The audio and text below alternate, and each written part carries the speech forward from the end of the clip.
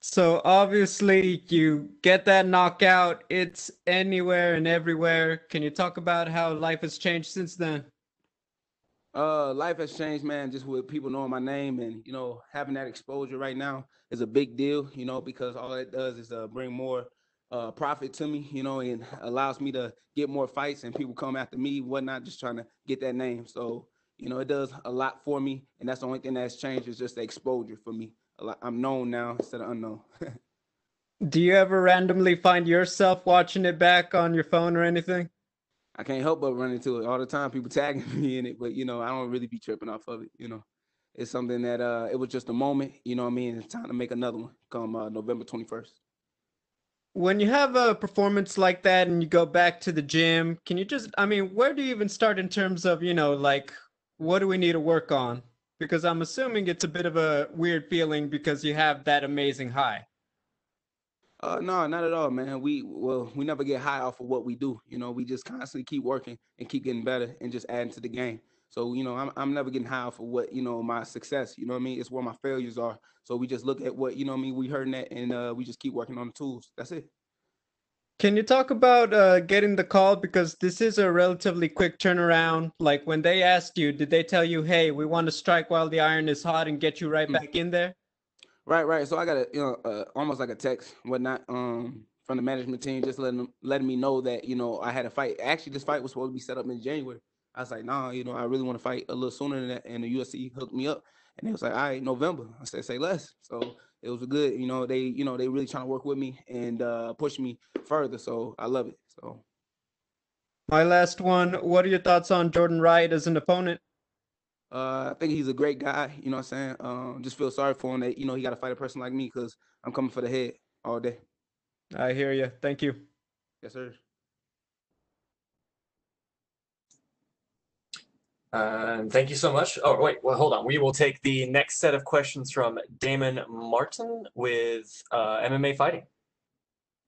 Hey Joaquin, coming out of the last fight, as you mentioned, your knockout was everywhere, and it's probably going to end up being, knockout of the year when it's all said and done. But how important is it for you to build on that, to go out there, and obviously you can't predict you're going to have another knockout like that, but to build on that and show that, it wasn't a one-trick pony, it wasn't a fluke that you hit that knockout and kind of go out and do, have a great fight this time.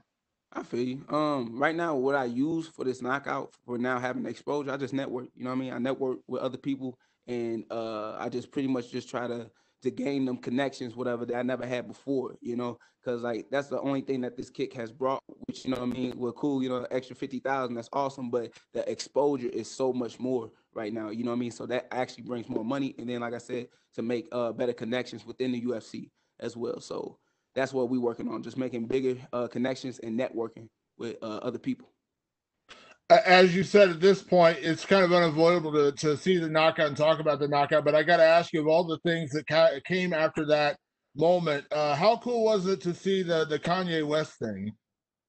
It was awesome, man. It was awesome. I can't, say it enough. You know what I mean? I'm appreciative of Kanye West for, throwing that out there. You know what I'm saying? He's a legend within the hip hop community. And for him to be inspired by my kick, and come out with a little classic hit like that, it's pretty cool. So I'm grateful. That's it. I don't want to take the attention away from the fight with Jordan Wright. Obviously, undefeated guy, very good, and I'll get back to him in a second. But I think a lot of people are still talking about the possibility of you fighting James Krause. I'm sure you've seen a lot of things he said about you after your fight. Is that something that you would want to pursue after this fight? Most definitely, but there's no reason to talk about him. Jordan Wright needs his respect. You know what I mean? 11-0. I got a dangerous dude in front of me. 11 finishes and whatnot. There's no need to talk about James Krause. All the people that he beat or like won against, whatever, is not even signed with the UFC anymore. So no reason to talk about him. And last thing, talking about Jordan Wright, coming into the last one, Impa had a lot of, hype around him coming off the Contender Series. He was talking about jumping into, short notice fights against top 15 fighters. And obviously you silenced that pretty quickly with your knockout.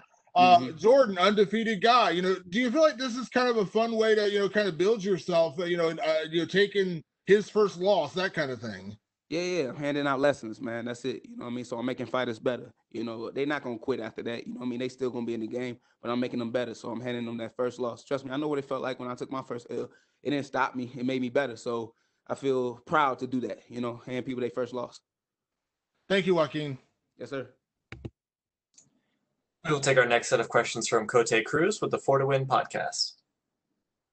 Hey, Joaquin, how you doing? Good to talk to you. Yes, sir. Same. It's a pleasure to talk to you. I'm talking to you from Santiago, Chile, a place where you made a lot of fans. I wanted to ask you about, yeah, really. It was all over the local news. It was a great KO, yeah. So everybody's talking about the KO. I wanted to give it a little bit of a spin to the question.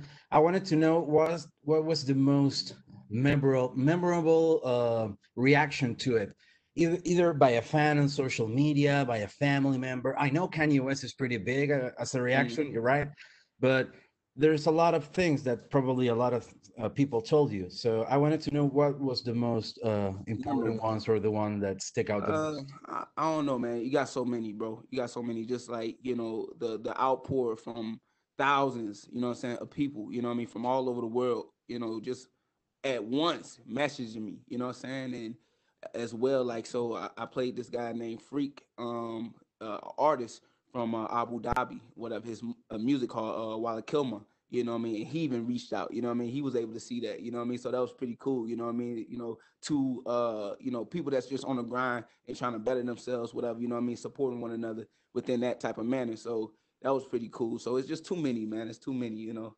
to just name out one. All right. Yeah, but Kanye, I mean, wow. Right. I feel you, bro. So I wanted to give you a chance to address to the new fans in South America, Latin America, the Spanish-speaking fans. What could they expect for this Saturday? Just expect fireworks. You know what I mean? There's nothing different. Anytime I go out there, it's exciting. It's never gonna be a boring fight. You know, I don't care about whether I win or lose, as long as you're entertained. As long as you're entertained, that's my job. You know what I mean? So I'm gonna go out there, have fun, do what I do, and just look for that finish again. Hopefully within the first round.